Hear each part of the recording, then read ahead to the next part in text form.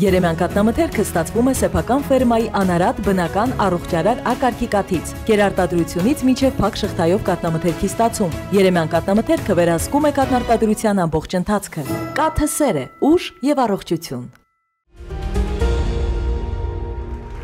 Ողջույն հանրայինի եթերում եղիր առողջ բժշկական նախագիծն է, ես Վահե Տերմինասյանն եմ եւ առաջարկում եմ մոտակա րոպեներին ծանոթանալ պարզ, մատչելի եւ ամենակարևորը հավաստի տեղեկատվության մասին, իհարկե առողջության վերաբերյալ։ Այսօրվա գլխավոր թեման նվիրված է լինելու սրտային հանկարծամահությանը։ Մի քիչ վախենալու թեմա, որի մասին կարծում եմ արժե, որ յուրաքանչյուրս ունենա որոշակի տեղեկատվություն, թեմա, որը պետք է օգնի պահպանել կյանքեր։ Դիտում ենք տեսանյութը, հետո հրավիրում ենք արդեն մասնագետին։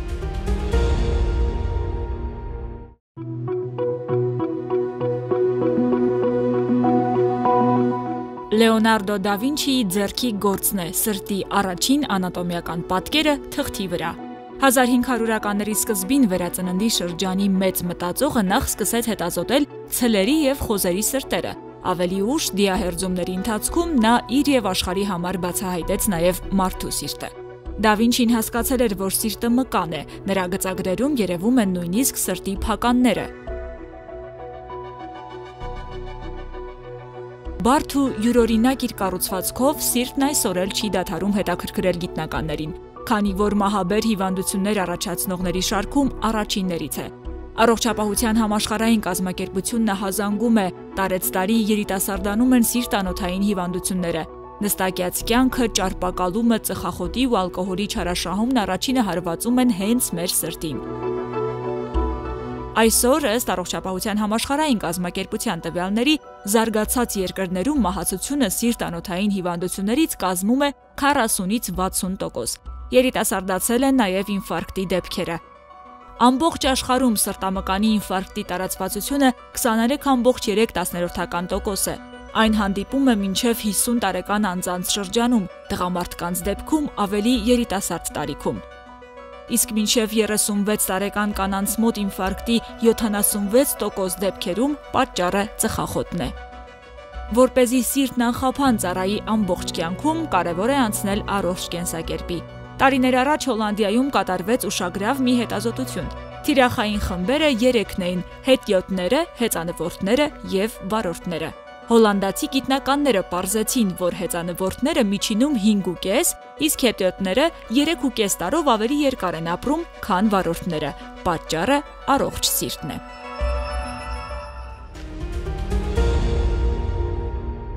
Եվ այսպես հարգելի հեռուստատողներ, ներկայացնեմ իմ այսօրվա առաջին հյուրին, Էրեբունի բժշկական կենտրոնի սրտաբանական կենտրոնի առիթմոլոգիական բաժանմունքի ղեկավար, Հայաստանի սրտաբանների ասոցիացիայի առիթմոլոգիայի աշխատանքային խմբի ղեկավար Միհրան Մարտիրոսյան։ Դիմավոր ենք։ Բարև ձեզ։ Բարև ձեզ։ Եվ այսպես մենք խոսում ենք սրտային հանկարծամահության մասին, հնչում է շատ այսպես վախենալու, որովհետև իհարկե ցանկացած մարդ ուզում է ապրել եւ հանկարծակի նման իրողություններից իհարկե փորձում է խուսափել։ Կա այստեղ ինչ որ մեկի մեղավորությունը, կա այստեղ ինչ որ մեկի բարձ թողումը, թե սա մեզնից անկախ երևույթ է։ Շատ կարևոր է, որ մենք հասկանանք, որոնք են հանկարծամահության պատճառները, ձեր ասած ով է մեղավոր, պատասխանատու դրանում, եւ ելի պակաս կարևոր չէ հասկանալ, թե երբ մենք կարող ենք կանխել այդ հանկարծամահությունը։ Թե այն պացիենտների մոտ, ովքեր որ արդեն ունեցել են դեպք եւ հրաշքով փրկվել են կամ ինչ որ միջամտությամբ, թե այն մարդկանց մոտ դեռ չի գրանցվել այդ դեպքը, բայց ցավոք կարող է լինել։ Առաջին հերթին սրտային հանկարծամահության մասին խոսելիս մենք պետք է, մեր բոլորիս քաջ հայտնի սիրտը, որը մեր ծնված օրվանից, այսինքն անգամ մինչև ծնվելը անդադար աշխատում է։ Ու հանկարծ ինչ որ մի պահի որոշում է, որ վերջ։ Մեր կյանքի շարժիչը։ Ու հանկարծ ասում է վերջ, կանգ է առնում, ում հետ կարող է դա տեղի ունենալ։ Երկու տեսակ արիթմիաներ կա, որոնք բերում են հանկարծամահության։ Դա սրտի կանգն է, կամ ռիթմի դանդաղումը, ասիստոլիան, երբ որ լրիվ կանգնում է սիրտը, մյուսը սրտի արագ աշխատանքն է, կամ փորոքային տախիկարդիա, փորոքների ֆիբրիլյացիա, երբ որ սիրտը շատ արագ կծկվում է, դա համարժեք է կանգի։ Այո, ձեր ասած դպրտոցն է։ Երկու խումբ պացիենտներ կան, եթե մենք այդ առանձին քիչ հանդիպող դեպքերը դնենք մի կողմ, Առաջինը դա սրտամկանի սուր ինֆարկտն է։ Մենք դրա մասին շատ հաճախ խոսում ենք, մենք շատ խոսել ենք, բազմաթիվ ծրագրեր կան, որոնք որ օգնում են բացատրել պացիենտներին եւ ժամանակին օգնություն ցուցաբերել։ Մյուս խումբը դա սրտային անբավարարություն ունեցող պացիենտներն են։ Այն պացիենտները, ում մոտ որ սիրտը ունակ չէ կծկվել։ Առողջ սիրտը, հիմա ցույց տանք մեր սիրտը։ Այն կազմված է փորոքներից եւ նախասրտերից։ Ձախ փորոքը, փորոքներ եւ նախասրտեր։ Ձախ փորոքը դա մեր սրտի աշխատանքը ապահովող հիմնական խոռոչն է, կարելի այդպես անվանել։ Եվ լիարժեք կծկման ժամանակ արյունը արտամղում է աորտա եւ ապահովում է մեր կենսագործունեությունը։ Մեր ոչ այնքան մեծ սիրտը, սովորաբար ասում են բռունցքի չափ մի քիչ գուցե ավելի մեծ, կարողանում է օրական տոննաներով արյուն մղել եւ ամբողջ կյանքի ընթացքում քնած ենք, արթուն ենք, կինո ենք նայում, հեռուստացույց ենք դիտում, սնվում ենք, միշտ աշխատում է։ Ու այս ծանրաբեռնվածության տակ բնականաբար պետք է ունենա իր սնուցումը։ Իհարկե։ Եվ երբ պացիենտ ունենում է սրտային անբավարարություն, մեր խոռոչը, մեր ձախ փորոքը ունակ չէ լիարժեք կծկվել։ Եվ մենք ունենում ենք թեր կծկման արդյունքում արտամղման ֆրակցիա իջեցում։ Դա այն ուժն է, այն տոկոսն է, ինչ որ մենք արտամղում ենք արյունը։ Եվ երբ նա հասնում է 35%-ին եւ ցածր, մեր պացիենտները ունենում են հանկարծամահության շատ բարձր ռիսկ։ Այսինքն փորոքային տախիկարդիաների բարձր ռիսկ, ինչի արդյունքում մի օր ուղղակի կարող է սիրտը կանգնել եւ մահանալ։ Եվ այն դեպքերում, երբ որ պացիենտի ձախ փորոքի կծկողականությունը այդքան իջած է եւ նա ունի հանկարծամահության, այսինքն մահացու արիթմիայի բարձր ռիսկ, իրեն ցուցված է անհապաղ կատարել վիրահատություն։ Ինչ կարող ենք անել։ Մենք կարող ենք թուլացած է, չի աշխատում։ Արդեն, չգիտեմ, ծերացել է այդ սիրտը։ Ինչ կարող ենք անել։ Մենք կարող ենք տեղադրել կարդիովերտեր դեֆիբրիլյատոր։ Դա փոքր սարք է, մոտավորապես այս չափերով, որը տեղադրվում է անրակից մի քիչ ներքև, 1, 2, երբեմն 3 էլեկտրոդ անցկացվում են երակի միջով դեպի սիրտ, տեղադրվում են համապատասխան խոռոչներում եւ սարքը մեր դրած ծրագրով ախտորոշում է արիթմիան եւ միջամտում է, կատարում է էլեկտրաշոկ կամ հատուկ ծրագրով ընդհատում է արիթմիան։ Սա կյանք փրկող վիրահատություն է, որը պարտադիր պետք է կատարվի այս խմբի պացիենտներին։ Սա իսկապես թող անպագորգոր չհնչի, իրականում կյանք փրկող վիրահատություն է։ Հիմա ուզում եմ հասկանամ։ Լավ չի աշխատում, այսինքն չի կարողանում, թուլացած է մկանը։ Դուք բերում եք ինչ որ սարք եք միացնում, որը ուժեղացնում է իմ մկանը, թե ուղղակի ռիթմն է կարողանում ճիշտ կարգավորել։ Տեսեք, թույլ տվեք վերցնեմ։ Ահա, վերադարձրեք։ Մենք տեղադրում ենք էլեկտրոդ, հիմնականում աջ փորոքում։ Եվ էլեկտրոդը էլեկտրական իմպուլսներով կամ ընդհատում է արիթմիան, կամ էլեկտրաշոկ է անում, այսինքն հոսանքի մեծ տոկով անմիջապես ընդհատում է արիթմիան։ Ձեր նշած սրտի աշխատանքը լավացնելը եւս հնարավոր է, այն դեպքում, երբ որ սիրտը ասինխրոն է աշխատում եւ մենք սինխրոնիզացնում ենք աշխատանքը։ Դարձնեմ ձեր սիրտը։ Շնորհակալություն։ Եթե մենք տեղադրեցինք նման սարքը, այսպես ասենք, միանում է ինչ որ դեպքերում, երբ որ ստանում է ինֆորմացիա, որ այստեղ սխալ է աշխատում սիրտը, թե արդեն սարքը ամբողջությամբ իր վրա է վերցնում եւ ինքն է որոշում, թե երբ սրտամկանը ինչպես կծկվի։ Չէ՞ որ մեր սրտամկանը ախր միշտ չէ որ նույն ձևով է աշխատում։ Քնած հանգստի պարագայում այն պետք է դանդաղ աշխատի։ Եթե մենք ֆիզիկական ծանրաբեռնվածությամբ ենք զբաղվում, բնականաբար անհրաժեշտ է որ սիրտը արագանա։ Հիմա ինչպես է հասկանում սարքը, ես քնած եմ, թե ես ֆիզիկական ակտիվություն եմ դրսևորում ու ինձ այլ ռիթմ է անհրաժեշտ։ Ժամանակակից սարքերը, եկեք ասենք, բավականին խելացի են, բայց մեր դրած ծրագրի շնորհիվ։ Այսինքն մենք ծրագրում ենք, թե որ ռիթմը ինքը համարի արիթմիա, որ դեպքում միջամտի, ինչպիսի միջամտություն կատարի։ Այսինքն թույլ է տալիս, որ սիրտը ինքնուրույն աշխատի, ուղղակի ժամանակ առ ժամանակ ունի ինչ-որ սահմաններ, երբ պիտի միջամտի։ Այո, դուք իրավացի եք։ Թույլ է տալիս աշխատի սիրտը ամբողջ ուժով եւ միջամտում է միայն անհրաժեշտության դեպքում։ Մենք ունենք հատուկ համակարգիչ եւ պացիենտի սարքը միացնում ենք համակարգչին եւ բոլոր հնարավոր միջամտությունները կատարում ենք։ Չափումներ ենք անում, փոխում ենք աշխատանքի ռեժիմը, պացիենտները ժամանակ առ ժամանակ, եթե ամեն ինչ լավ է, տարեկան 2-3 անգամ այցելում են մեզ, մենք ստուգում ենք, անհրաժեշտ փոփոխություններ ենք կատարում եւ իսկապես երկարացնում ենք այդ մարդկանց կյանքը։ Առանց վիրահատության 5 տարվա ընթացքում մոտ 50%-ը մահանում է այս խմբի պացիենտների, որոնց մեծ մասի կյանքը հնարավոր է Եթե դրած է սարքը, հավանականությունը, որ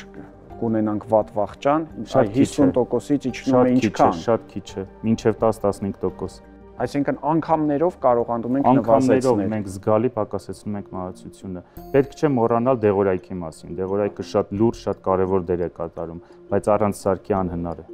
Լավ, ինչպես է աշխատում սարքը, դրանք ինչ որ մարտկոցներ են, այսինքն դրանք հնարավոր է նորից փոփոխել, նորը դնել, թե դա տեղադրվում է երբ կարող է 10-15-20 տարից առաջ։ Սարքը բավական երկար է աշխատում եւ երբ մարտկոցը արդեն սպառում է իր աշխատանքի ռեսուրսը, մենք ուղղակի փոխում ենք։ Սարքը ամբողջությամբ մարտկոց է եւ փոքր այդ ծրագիրը ապահովող չիպերն են եւ վերջ։ Ամբողջությամբ փոխվում է, դա 10-15 րոպե է տևում փոփոխությունը։ Վերջին հարցս, երբ բուժարուն գալիս է, դուք նրան բացատրում եք, որ նա ունի խնդիր, որի պարագայում 5 տարվա ընթացքում ձեր ասած թվերն եմ ասում 50% հավանականությամբ կարող է նրա մոտ զարգանալ հանկարծամահություն։ Սովորաբար ինչ ռեակցիա եք տեսնում այդ պացիենտների, այդ բուժառուների մոտ։ Մարդիկ վախենում են։ Ուրախանում են, որ կա լուծում։ Եթե չլիներ լուծում, վախը արդեն մի քիչ ավելի ուրիշ ձև կլիներ, այլ հարթությունում կլիներ։ Վախեցեք այն ամեն ինչից, ինչը չգիտեք, ինչը չեք հասկանում եւ ինչը կարող է իսկապես կյանքին վտանգ սպառնալ եւ իհարկե, ինչպես ասեց մեր բժիշկը, ուրախացեք, երբ ձեզ առաջարկում են տարբերակ, որը կարող է փրկել ձեր կյանքը։ Վերջին հարցս արդեն ուզում եմ ուղղել մեր հանդիսատեսին։ Արդյոք կուզենաք, որ ես Միհրան Մարտիրոսյանին նորից հրավիրեմ, որովհետեւ մենք մի քիչ վախենալու թեմաների մասին էինք խոսում եւ արդյոք կուզենայիք այս թեմաների նման թեմաներ շարունակեինք լուսաբանել, որովհետև օրինակ ինձ հետաքրքիր է, մարդիկ ուզում են սրա մասին խոսել, թե չեն ուզում, թե ասում են, չէ, գիտեք ինչ կա, մեզ ավելի լավ ինչ որ հումորային, ուրախ, զվարթ ինչ որ բաների մասին պատմեք, թե չէ, եկել եք հիմա մեզ պատմում եք հանկարծամահության մասին, քնեք չարտնանաք, ձեզ հետ կարող է վատ բաներ տեղի ունենալ։ Կարծում եմ մենք շատ պետք է խոսենք այս ամենի մասին, որովհետև իրականում մենք խոսում ենք կյանքը փրկող, կյանքը երկարացնող միջամտությունների, գործիքների եւ ճանապարհների մասին, ինչը պարտադիր է։ Միգուցե կան ավելի հաճելի թեմաներ, ավելի գեղեցիկ, բայց փախնել պետք չէ։ Բայց պետք չէ փախնել վախենալու թեմաներից։ Իրականությունից մի փախեք, իրականությունից մի հրաժարվեք, ընդհակառակը պայքարեք կյանքի համար, կյանքից լավ բան աշխարհում չկա։ Եկեք տեսնենք մոտավորապես ինչ թվեր ստացանք, ձեր կարծիքով ինչքան էլ ինչ։ Կարծում եմ 96%-ը կցանկանա որ կրկնենք։ Կարծում եք, հիմա կտեսնենք։ Եվ ուրեմն մեր հանդիսատեսի 89% ստատիստիկ սխալի սահմաններում է։ Ես ուրախ եմ, որ մենք չենք փախնում իրականությունից եւ այո 89%-ը, համարյա 90%-ը կարծում է, որ պետք է խոսել այս թեմաների շուրջ։ Հիշեցնեմ իմ հյուրը Երևանի բժշկական կենտրոնի ստապանական կենտրոնի առիթմոլոգիական բաժանմունքի ղեկավար Միհրան Մարտիրոսյանն է, շնորհակալություն։ Շնորհակալություն։ Մնացեք մեզ հետ։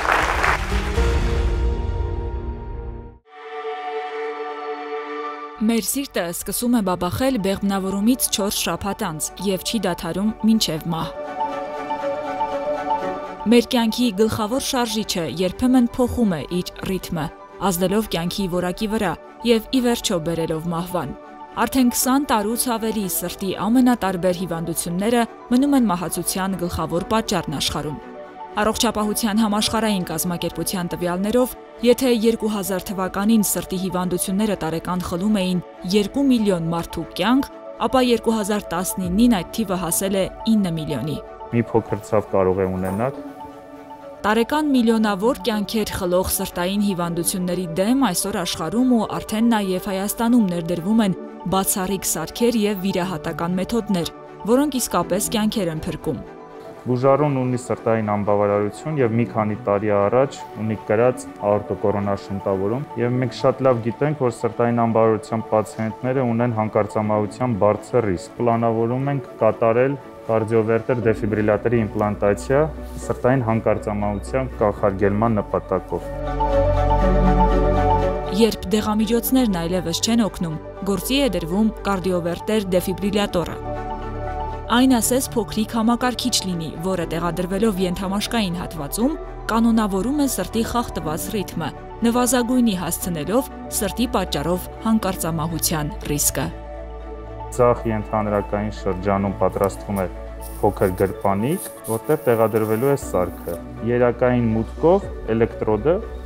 որը հենց պատասխանատու է հիմնական աշխատանքի համար սարքի, անցկացվելու է դեպի աչքփորոք եւ ֆիքսվելու է աչքփորոքի գագաթում։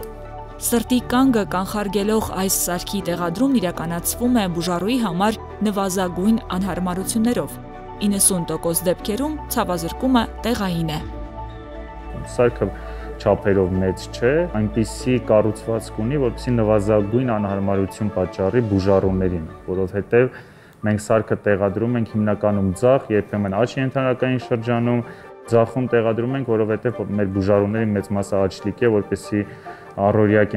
կյանքի ընթացքում նվազագույն դիսկոմֆորտ պատճառի, եւ բուժառուները շատ հանգիստ կարողանալու են շարժել ձեռքը, որևէ անհարմարություն չի պատճառելու։ Իդեպ արիթմոլոգիայում կիրառվող կարդիովերտեր դեֆիբրիլյատորի լիցքավորումը սահմանափակ է, հետևաբար չի կարող անվերջ աշխատել։ Ես բերում եմ նույն բջջային հեռախոսի օրինակը, որ ինչքան հաճախ ենք մենք օգտվում մեր բջջային հեռախոսից, այդքան արագ է սպառվում լիցքը։ Մենք հատուկ ծրագրավորման սարքի միջոցով կարողանում ենք այնպիսի պարամետրերով ծրագրել սարքը, որ բավականին երկար է աշխատում, բայց մի օր իհարկե սպառվում է եւ տեղադրված սարքը ուղղակի փոխվում է։ Իսկ սարքը դա հիմնականում մարտկոցն է։ Բժիշկ Միհրամ Մարտիրոսյանի վիրահատարանում գրեթե ամեն օր կատարվում է այս միջամտությունը։ Էրեբունի բժշկական կենտրոնի սրտաբանները հաճախ նաև դասախոսություններ եւ քննարկումներ են կազմակերպում, որպեսզի առաջնային օղակի եւ մարզային բժիշկները եւս տեղյակ լինեն այս սարքի տեղադրման ցուցումներին, քանի որ բուժառուին ճիշտ ուղղորդելն ու նորարար սարքին ծանոթացնելը կարող է երկարացնել նրանց կյանքը։ Հայաստանի վիճակագրական կոմիտեի տվյալներով միայն 2021 թվականին մահերի ընդհանուր թվի 50%-ը բաժին է ընկել սիրտանոթային հիվանդություններին, սակայն գերժամանակակից սարքերի, նորարար մեթոդների ներդրմամբ ու ամեն վիրահատվող բուժառուի հետ այս վիճակագրությունը փոխվում է։ Ոնց եք ձեզ զգում։ Վիրահատությունը ավարտեցինք, ամեն ինչ լավ է անցել, այստեղ կարող եք տեսնել տեղադրված սարքը եւ էլեկտրոդը, որը հիմա օգնում է սրտին ճիշտ աշխատել։ Այսքանով ավարտեցին կարդիովերտեր դեֆիբրիլյատորի իմպլանտացիան, որը որ մեր բուժառուի կյանքը երկարացնի։ Ընդամենը 1 ժամ եւ 73-ամյա բուժառուի ենթամաշկում տեղադրված խելացի այս սարքը կօգնի նրա սրտին ավելի երկար աշխատել, պահպանելով բնականon ռիթմն ու վերացնելով հանկարծամահության ռիսկը։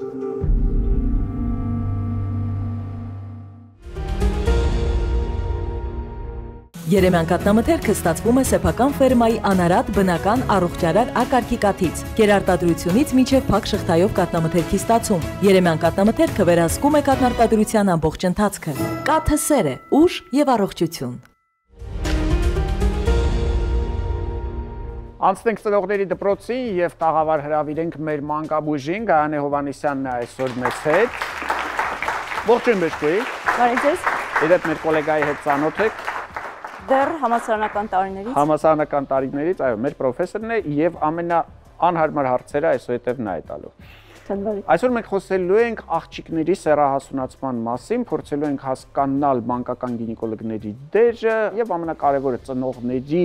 գործառույթները, ինչ պետք է իմանան ծնողները, ինչպես պետք է օգնեն իրենց երեխաներին։ Շատ բարի, սեռահասունացման մասին խոսելիս անհրաժեշտ է հիշել սեռական հատկանիշների զարգացում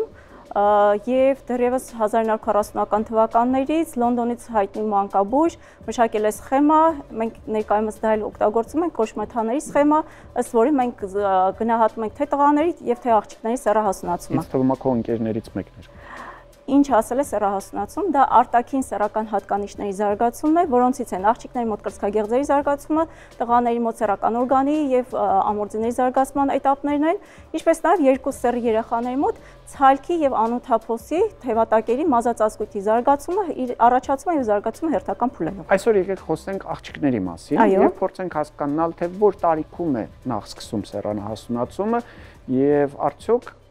գանգատների բացակայության պարագայում նույնպես արժի զրուցել մանկական գինեկոլոգի հետ։ Մեր հասարակության մեջ մանկական գինեկոլոգի դերը մի փոքր թերագնահատված է եւ մենք սովորություն չունենք աղջիկ երեխաների հետ դիմել մանկական գինեկոլոգի, բոլոր հարցերը դիմում ենք մանկաբույժի, բայց իրականում մանկական գինեկոլոգի դերը շատ կարեւոր է, եթե ոչ տարեկան մեկ անգամ գոնե նախադպրոցական տարիքում եւ դպրոցական տարիքում սեռահասունացման շրջանում արժե աղջիկ երեխայի հետ այցելել նախադպրոցական տարիքից։ Այո, դեռևս նախադպրոցական տարիքից պետք է գոնե մեկ անգամ երեխան դիտվի մանկական գինեկոլոգի կողմից, որովհետեւ կան սեռահասունացման եւ սեռական զարգացման որոշակի շեղումներ, որը պետք է գնահատել դեպքում արդեն նեղ մասնագետը։ Իդեպ վիճակագրությունն ասում է, որ 10 աղջիկներից մեկը ունի մանկական գինեկոլոգիական խնդիրներ, բայց ցավոք սրտի մեծամասամբ բաց են թողնում եւ այդ խնդիրները արդեն ի հայտ են գալիս, հայտնաբերվում են մեծ տարիքում, երբ որ ավելի լուրջ միջամտությունների կարիք է պահանջվում։ Դրա համար անում ենք ժամանակին։ Այո, պետք է դիմել ժամանակին խորհրդատվության համար։ Այնուամենայնիվ, որ տարիքում է սկսում սեռահասունացումը։ Նորմայում։ Քանի որ խոսում ենք աղջիկների մասին, արտաքին սեռական հատկայիչների զարգացումը սկսում է 8 տարեկանից եւ նորմալ ինտերվալ մենք ընդունում ենք 8-ից 13-14 տարեկանը, եւ ծնողը երբ պետք է անհանգստանա, երբ որ 8 տարեկանից շուտ արդեն կա արտաքին սեռական հատկանիշների զարգացում կամ նշաններ։ Եվ դա մենք անվանում ենք վաղաժամ սեռական հասունացում։ Եվ երբ պետք է ծնողը անհանգստանա, եթե երեխան արդեն 14-15 տարեկան է, բայց արտաքին սեռական հատկանիշների զարգացում դեռ չի դիտվում։ Պետք է նշեմ նաև մենարխեի կամ առավոտաշտանային ցիկլի սկզբի մասին, որը շատ կարևոր է, ընդունված ինտերվալը դա 11-ից 15 տարեկան է, բայց չի բացառում նաև 9-10 տարեկանում առաջին դաշտանային ցիկլ տեսնելը։ Եվ ծնողը պետք է անհանգստանա, եթե աղջիկ երեխայի մոտ 15-16 տարեկան դեռ չկա առաջին դաշտանային ցիկլը կամ մենարխե կոչվածը։ Ցավոք սրտի մենք հաճախ ենք տեսնում այսպիսի դեպքեր, երբ գալիս են 17-18 տարեկան, ասում են դեռ անգամ մեկ սոնոգրաֆիկ հետազոտություն չունեն անցած եւ միշտ զարմանում ես, ասում ես, բայց ինչու չէիք գնում, գոնե մեկ հետազոտություն, չէ՞ որ ծնող ես, պարտավոր ես հետևել երեխայի առողջությանը։ Դա կարծում եմ ծնողի բացթողումը չէ, մեր առողջապահական համակարգում առաջնային օղակում առաջին այցը աղջիկ երեխայի մանկական գինեկոլոգի եւ փոքր կոնքի սոնոգրաֆիա ուղղորդումը 15 տարեկանում է։ Հետևաբար, եթե ծնողը չունի համապատասխան գիտելիք կամ մանկաբույժը ժամանակին ինֆորմացիան չի փոխանցել կամ մանկաբույժը ուղղորդումներ չի կատարել, հետևաբար կստացվի, որ այո, 15 տարեկանում առաջի անգամ կատարվելու է փոքր կոնքի վերջապես սոնոգրաֆիկ հետազոտությունը, դա ընդհանրապես ուլտրաձայնային հետազոտություն է, այնտեղ չկա ոչ մի ճառագայթում, չկա օրգանիզմի համար ոչ մի վնասակար տարր,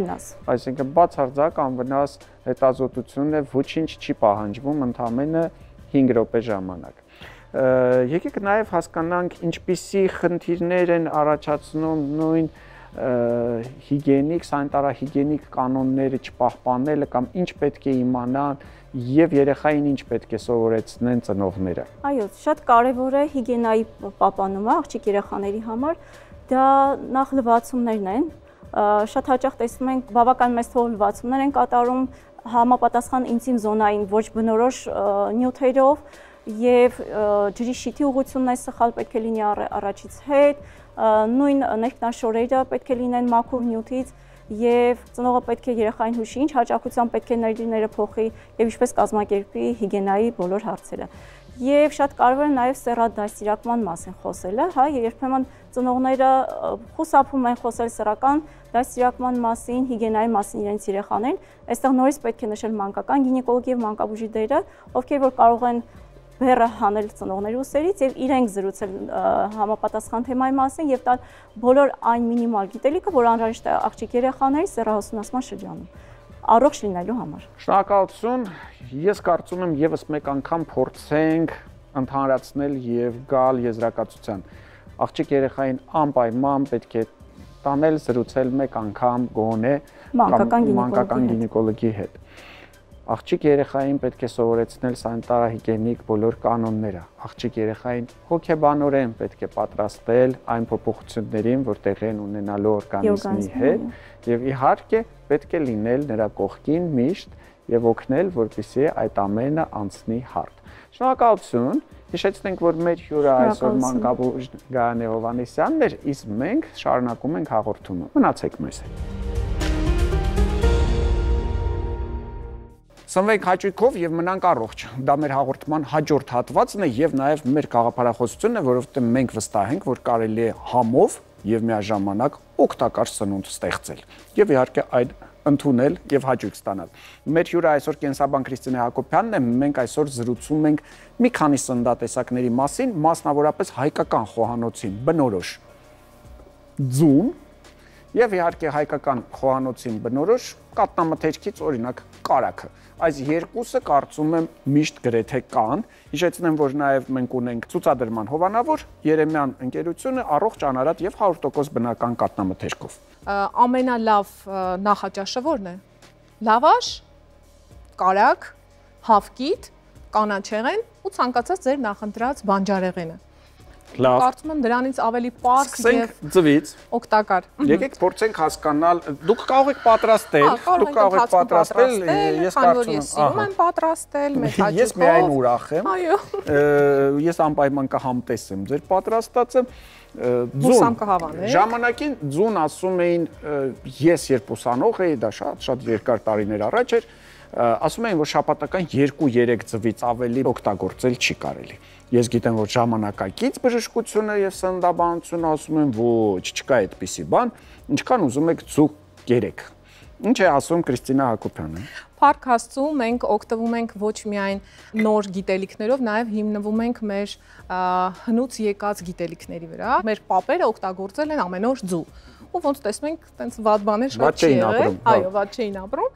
Ու հիմա ժամանակակից սննդաբանությունը հայտնաբերել է, որ կարելի է ուտել ձուն ամեն օր։ Խնդիր չէ։ Դուք խնդրեմ գլուխ չպահեք, հա, որովհետև այստեղ սոված մարդիկ կան, իսկ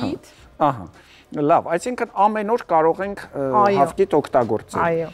Քանակը էլի չենք սահմանափակում։ Ես այնուամենայնիվ չեմ կարծում, թե օրական 10 հատ հավկիթ կարելի է վերցնել։ Գիտեք, անհատական է շատ, մարդկա շատ է տարբեր քանակության կարիք ունի։ Պետք է լսել օրգանիզմին։ Շատ խոր չի տրվում, չենք շահաշահում։ Եկեք ամեն ինչը չափի մեջ։ Չափի մեջ։ Մենք կարող ենք խաշել, մենք կարող ենք ձվածեղի տևով պատրաստել, կա տարբերություն օրինակ ձեզ։ Մենք կարող ենք հում օգտագործել։ Չէ, հում խոր չի տա։ Խաբում են ձեզ բոլոր նրանք, ովքեր ասում են, որ հում ձուն օգտակար է։ Խաբում են։ Չի կարելի երբեք ու երբեք, որովհետև դուք կարող եք շատ լուրջ հիվանդություններ ձեռք բերել, եթե հանգարց այո, օգտագործեք հում ձու։ Երբեք նման բան չանեք։ Ով էլ ձեզ ասի, ձեզ խաբում են։ Ձուն օգտագործելուց առաջ ինչ է պետք անել։ Օրինակ նախ ընտրել ճիշտ։ Լավ։ Հարմ, լավ արտադրողից։ Թե գործարանային։ Դե ցանկալի է ստուգված լինի։ Ինչ բաթ հարց տվեցի։ Այո, հիմա շատ է տարբերակները, շուկայում ունենք տարբեր արտադրողներ, պետք է հետաքրքրվել առհասարակ այսօրվա սնունդը ստիպում է մեզ զգոն լինել եւ ուշադիր լինել։ Սպիտակ, թե շագանակագույն։ Նայած ինչ կեր է ուտում այդ հավը։ Դրանից կախված գույնը տարբերվում է դեղնուցի եւ այլն։ Շատ ներողություն, բայց ես չեմ կարող գնալ խանութ, նայել ձվի արտաքինին կամ նայել ու որոշել, թե այդ հավը ինչ է կերել։ Խնդիր է։ Բնականաբար կողմնորոշվեք թարմությամբ։ Կողմնորոշվեցինք թարմությամբ։ Հավի ձու, լորի ձու։ Ես շատ սիրում եմ լորի ձու, ինքը շատ ավելի օգտակար է եւ քիչ խոլեստերին է պարունակում, այն դեպքերում, երբ որ խոլեստերինի շատ քանակը կարող է վնասել, այդ դեպքում մենք անդրադառնում ենք միանշանակ իր օգտակար հատկություններով լորի ձուն անհամեմատ ավելի բարձր օգտակարություն ունի, քան հավի ձուն։ Լավ, ընտրեցինք, բերեցինք, օրինակ որոշել ենք խաշենք, ինչ ենք անում խաշելուց առաջ կա ինչ-որ մի հատ գործողություն։ Լվանում ենք անպայման։ Պարտադիր կերպով երբեք ու երբեք, ինչքան ուզում է ձեզ ասեն, հա դե բայց դուք միևնույն է ձում եք եռացող ջրի մեջ, էլի ձեզ խաբում են։ Սառնանում այլ սննդատեսակներից պահում ենք առանձին եւ անպայման հիշում ենք, որ ձուն պատրաստելուց առաջ, անկախ նրանից դուք օրինակի համար ծվածեղ եք պատրաստելու, կոտրելու եք ընդհանրապես խաշելու եք, միևնույն է ձուն պարտադիր պետք է լվանալ։ Մի խնդրանք ունեմ, անպայման երկրորդ բրդուճը պատրաստել։ Միանշանակ։ Հա, ընդ որում երկրորդ բրդուճը նրա համար չէ, որ մեկը ես ուտեմ, մեկը դուք, ուղղակի մենք ունենք պրոդյուսեր, որը շատ սոված է եւ եթե հանկարծ բրդուճը մենակ ուտեմ, ես կարող եմ հաջորդ հաղորդմանը արդեն այստեղ չլինեմ։ Սիրով։ Եվ այսպես կարագի մասին։ Իդեպ եւ ձուն եւ կարագը հրաշալի տարբերակ են առավոտյան նախաճաշի, երբ որ մեզ պետք է երկարատև մեր օրգանիզմը սնուցել օգտակար նուտրիենտներով, կարագը եւ ձուն այս դեպքում մեր էլի հին ավանդական խոհանոցից շատ լավ տարբերակ է։ Ուրեմն տեսեք հարգելի հեռուստադիտողներ, մենք միշտ խոսում ենք նրա մասին, որ կարագի օգտագործումը պետք է սահմանափակել, մենք միշտ խոսում ենք նրա մասին, որ պետք է օրինակ աղցանների մեջ ավելի շատ օգտագործել ձետ, բայց կարող եմ ասել, որ երբեք ու երբեք հրաժարվել կարագից չի կարելի։ Կարագից հրաժարվելու պարագայում դուք կարող եք ունենալ բավականին լուրջ առողջական խնդիրներ։ Օրինակ, որովհետև պարունակում է վիտամին D, եւ եթե դուք զգում եք, որ ձեր մոտ ինչ-որ կարագի նկատմամբ sense ձգտում ունեք, անդադ ուզում եք կարագ ուտել, ուրեմն հավանաբար, ամենայն հավանականությամբ դուք ունեք վիտամին D-ի պակաս։ Եվ վերջում ես թույլ կտամ ինձ ավելացնել մի քիչ համեմունք, օրինակ դեմ չեք լինի։ Դրա վրա կարող եք ավելացնել անպայման համեմունքները։ Շատ ստացվեց։ Էս կտանք պրոդյուսերին։ Չէ, լավ, կատակ եմ անում, այդ ես կուտեմ, ժամանակը սպառվեց, մենք պատրաստեցինք ընդամենը 1 բրդուճ, եւ ես կարծում եմ, որ այդ բրդուճը ոչ ես, ոչ դուք չենք համտեսի։ Հարգելի հեռուստադիտողներ, սա Եղիր առողջն էր, մնացեք մեզ հետ, շնորհակալություն, շարունակում ենք հաղորդումը։